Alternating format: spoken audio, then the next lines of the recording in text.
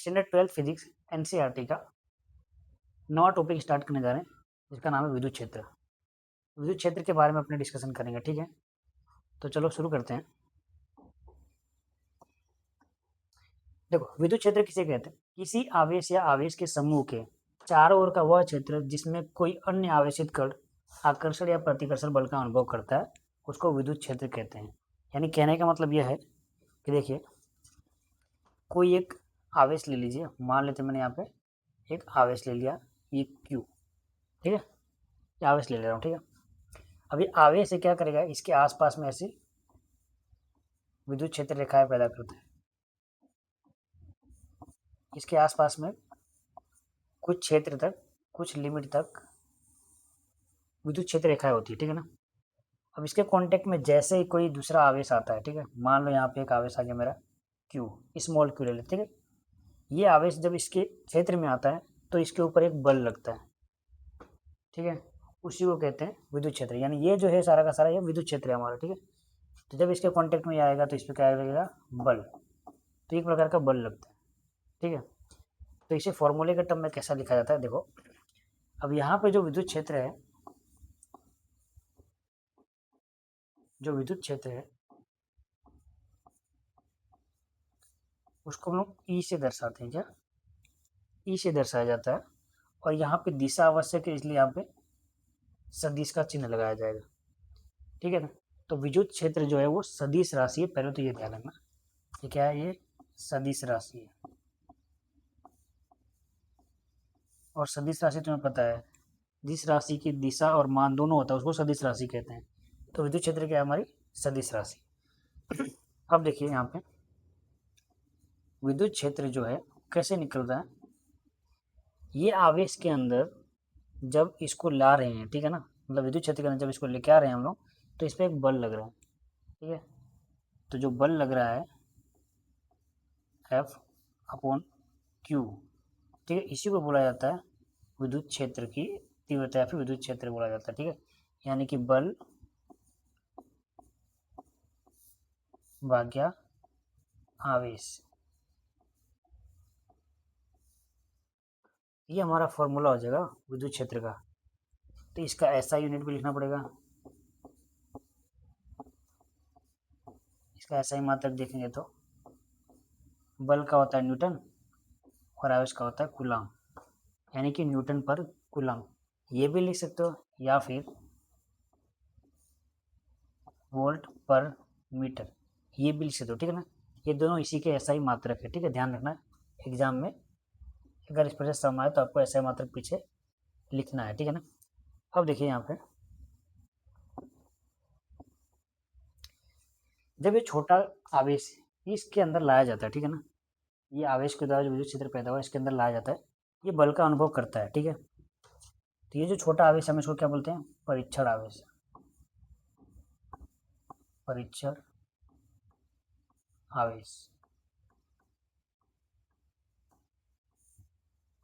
और ये जो बड़ा क्यू है हम इसको बोलते हैं मूल आवेश कह सकते हो, ठीक है, ये मूल आवेश है।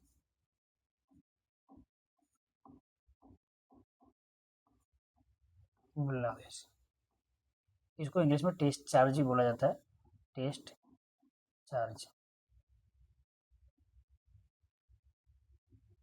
ठीक है। तो यहाँ पे क्या हमारा जो ये आवेश है इस पे बल लग रहा था, तो उस बल का फॉर्मूला डिराइव करेंगे हम लोग, ठीक है, यानी कि एफ। तो एफ बराबर हमको निकालने का, ठीक है। तो ये जो हमारा फॉर्मूला था इस पर से एफ को सब्जेक्ट बनाओ तो क्या हो जाएगा, देखो एफ बराबर ई क्यू, ये फॉर्मूला हो जाएगा। यानी इस पर से आप बल का मान भी निकाल सकते हो, ठीक है। अगर आपको विद्युत क्षेत्र पता है और चार्ज का पता है, मतलब आवेश का मान पता है, तो आप बल भी निकाल सकते हो। दूसरा, विद्युत क्षेत्र की तीव्रता,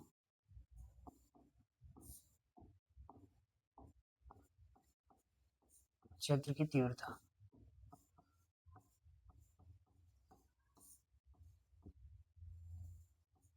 ई कैसे निकालते हैं, देखो हमारे पास में फॉर्मूला है ई बराबर फोर्स अपॉन चार्ज, यानी ई बराबर एफ अपॉन क्यू।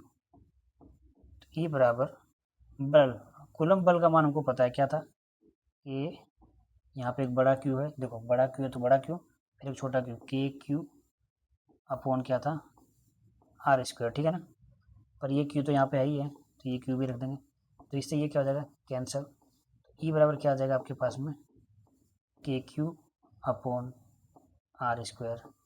ये हो जाएगा तुम्हारा फॉर्मूला किसका, विद्युत क्षेत्र की तीव्रता का। तो अगर आपसे पूछा जाता है विद्युत क्षेत्र की तीव्रता का सूत्र बताइए, तो ये लिखना है, ठीक है। विद्युत क्षेत्र की तीव्रता, विद्युत क्षेत्र की तीव्रता ई बराबर हो जाएगा आपका के क्यू अपॉन आर स्क्वायर, ठीक है। इसका ऐसा यूनिट हमने लिखा हुआ है न्यूटन पर कूलम, ठीक है, न्यूटन पर कूलम या फिर वोल्ट पर मीटर, ठीक है। ये हमारा विद्युत क्षेत्र है। लेकिन यहाँ पे एक चीज़ आपको ध्यान रखनी है कि जब ये आवेश है, ठीक है ना, यहाँ पे जब दूसरा कोई आवेश ले जाते हैं तो इसकी दिशा कैसे नक्की करेंगे। अब बल इस पे लग रहा है, ठीक है ना, बल बाहर की तरफ लगेगा कि अंदर की तरफ लगेगा, कैसे पता चलने वाला, ठीक है। तो सारा का सारा जो मान है किस पे डिपेंड करता है, हमारे इस आवेश के ऊपर, इस वाले चार्ज के ऊपर सारा का सारा मान डिपेंड करता है। चलो देखो बताता हूँ कैसे।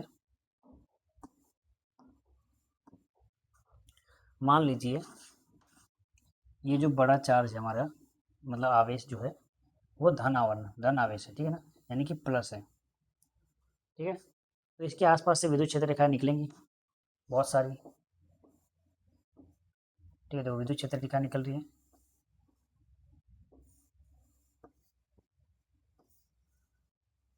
एक सेकेंड,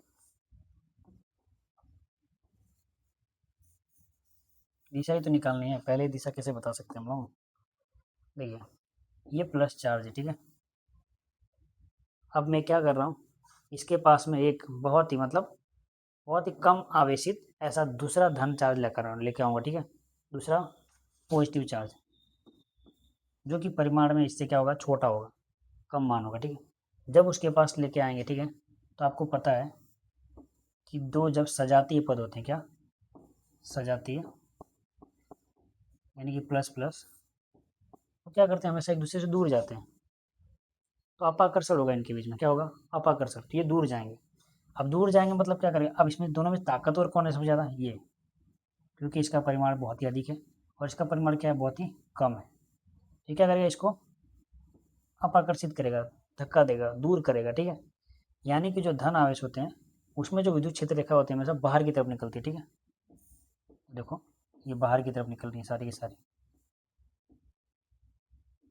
ठीक है। तो इस प्रकार से रहेंगी, धन आवेश में विद्युत क्षेत्र रेखाएं बाहर की तरफ निकलती हुई दिखाई देती हैं, ठीक है। लेकिन क्या हो अगर ऋण आवेश हो तो देखो एक ऋण आवेश ले लेते हैं,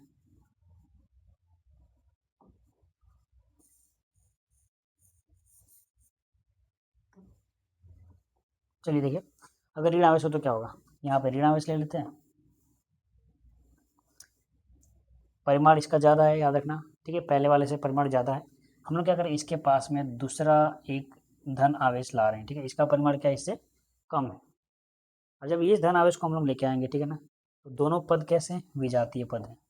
देखो एक धन है और एक ऋण है, तो दोनों विजातीय पद हैं, विजातीय, और विजातीय पद क्या करते हैं, एक दूसरे को आकर्षित करते हैं हमेशा, तो ये क्या कर लेगा, अपनी तरफ खींच लेगा इसको। तो ये माइनस वाला क्या है, इसका परिमाण ज़्यादा है, तो प्लस वाले क्या करेगा, अपनी तरफ आकर्षित करेगा, यानी अंदर की तरफ। तो जो ऋण आयन होता है उसके अंदर विद्युत क्षेत्र रेखाएं क्या होती है, अंदर की तरफ आती हैं, ध्यान रखना, ठीक है ना। सीधे सीधे बोर्ड में एमसीक्यू पूछा गया है, ठीक है। ऋण आवेश में विद्युत क्षेत्र रेखाएं किस तरफ होती हैं, तो अंदर की तरफ होती हैं, ठीक है। चलो आपको दिखाते हैं, देखो ये फिगर आपको पता चल रहा होगा, ठीक है ना। ये फिगर पर से देख लीजिए यहाँ से, जब प्लस चार्ज होगा तो उसमें विद्युत क्षेत्र रेखाएं दिख रही होंगी आपको, बाहर की तरफ निकलती हुई दिख रही है, जो बाहर की तरफ निकल रही है सारी की सारी, ठीक है। और जो ऋण आवेश होता है उसके अंदर क्या होता है, ये सारी की सारी रेखाएं अंदर की तरफ आती हुई दिखाई देती हैं। तो इस तरह से हम लोग क्या कर सकते हैं, दिशा नक्की कर सकते हैं। कोई भी चार्ज यहाँ पर लेकर के देख लीजिए आप, ये प्लस चार्ज है, अगर यहाँ पे क्या करोगे, पॉजिटिव चार्ज लोगे, ठीक है ना, दूसरा परीक्षण आवेश कम परिमाण वाले लोगे, तो क्या करेगा, उसको दूर करेगा, क्योंकि दोनों के दोनों क्या है, विजाती है, तो सजाती है, ठीक है, सेम है दोनों के दोनों। लेकिन इसमें क्या करोगे, यही धन आवेश अगर इसमें लेके आओगे तो क्या होगा, दोनों विजातीय पद अलग अलग टर्म है, तो दोनों क्या करेंगे, दूसरे को आकर्षित कर लेंगे। समझ आया? तो इस पर से कुछ अवधारणा है जो आपको ध्यान रखने की है, जैसे कि यहाँ पे लिखा है, बहुत ही इंपॉर्टेंट पॉइंट्स लिखे हुए हैं सारे के सारे, ठीक है ना। ये सारे पॉइंट्स आपको याद रख लेना है, ठीक है। विद्युत क्षेत्र के क्वेश्चन में ये सब लिखना पड़ता है। देखिए पहला पॉइंट, परीक्षण आवेश पर निर्भरता, यानी किसी आवेश क्यू मतलब जो अपना जिसका परिमाण सबसे ज़्यादा होता है, जो बीच में होता है, जिसकी वजह से विद्युत क्षेत्र पैदा हो रहा है, ठीक है। विद्युत क्षेत्र उसके पास रखे छोटे परीक्षण आवेश क्यू पर निर्भर नहीं करता है, यानी इसका जो मान है स्मॉल क्यू पर डिपेंड नहीं करता है, जो परीक्षण का आवेश आप ला रहे हो अंदर, ठीक है ना। इसलिए क्योंकि बल क्यू के समानुपाती होता है, जिससे एफ बाई क्यू का अनुपात स्थिर रहता है। अभी आपको ई का फॉर्मूला निकाल करके दिया, ठीक है ना। ई बराबर क्या होता है, एफ अपॉन क्यू, जो कि विद्युत क्षेत्र की तीव्रता का सूत्र था, ठीक है। दूसरा पॉइंट, दूरी का प्रभाव पड़ता है, यानी वो देखते थे। ई का मान केवल आवेश क्यू पर उस बिंदु की दूरी आर पर निर्भर करता है। दूरी भी निर्भर करती है, देखो जैसे कि ये आपका चार्ज है, ठीक है ना, आवेश है। अगर इसके पास में जो आवेश है, परीक्षण आवेश, वो इतना नज़दीक, यानी इसके बीच की दूरी इतनी रखता हूँ, तो क्या करेगा, उस पर ज़्यादा बल लगा सकता है, ठीक है। अपाकर्षण या फिर प्रतिकर्षण बल जो भी हो, ज़्यादा लगाएगा। लेकिन मैं क्या करूँ, अगर दूर रख दूंगा तो तीव्रता कम हो जाएगी ना विद्युत क्षेत्र की, क्योंकि उसको आकर्षण कर ही नहीं पाएगा, ना ही प्रतिकर्षण कर पाएगा। तो उस समय पे क्या होता है, तीव्रता कम हो जाती है। तो दूरी पर भी निर्भर करता है। तीसरा, विद्युत क्षेत्र का अस्तित्व। विद्युत क्षेत्र का अस्तित्व कहाँ पर है, तो विद्युत क्षेत्र का अस्तित्व जो है स्पेस यानी कि अंतरिक्ष में हर एक बिंदु पर मौजूद होता है। ध्यान रखना, अंतरिक्ष में हर एक जगह पे विद्युत क्षेत्र का अस्तित्व है। नेक्स्ट, धनावेश। जैसा आपको मैंने बताया, ठीक है ना, धनावेश स्रोत हमेशा धनात्मक है, तो विद्युत क्षेत्र की दिशा आवेश के बाहर की तरफ होगी। धनावेश में विद्युत क्षेत्र रेखाएं बाहर की तरफ निकलती हैं। सेम ऋण आवेश में विद्युत क्षेत्र रेखाएं किधर होंगी, अंदर की तरफ होंगी। देखो अंदर की तरफ जाती है, ठीक है, अंदर की तरफ जाती है, ठीक है। गोलीय सममिति, आप विद्युत क्षेत्र रेखाएं देखा होगा, उसका आकार जो है विद्युत क्षेत्र रेखाएं जो पैदा करती हैं, ठीक है ना, हमेशा क्या करती हैं, गोलीय सममिति, ऐसे गोल बनाती हैं, जैसा आपको मैंने फिगर में दिखाया था, ड्राइंग में दिखाया था, ओके। तो इसलिए इसे गोलीय रूप से सममित भी कहा जाता है। समझा दोस्तों? तो आज हमने डिस्कशन किया विद्युत क्षेत्र के बारे में, ठीक है ना। ये स्क्रीनशॉट ले लीजिएगा, ठीक है, सारा टॉपिक का। सारे के सारे पॉइंट्स आपको याद रखने, ठीक है। विद्युत क्षेत्र अगर पूछता है आपसे, तो विद्युत क्षेत्र की जो सूत्र है विद्युत क्षेत्र की तीव्रता, फिर उसके बाद में प्लस और माइनस, यानी कि धनावेश और ऋणावेश के लिए, और तीसरे ये सारे पॉइंट सारे याद रखने, ठीक है ना। उम्मीद है आपको ये टॉपिक पसंद आया होगा, ठीक है। तो चलिए मिलते हैं नेक्स्ट लेक्चर में किसी नए टॉपिक के साथ।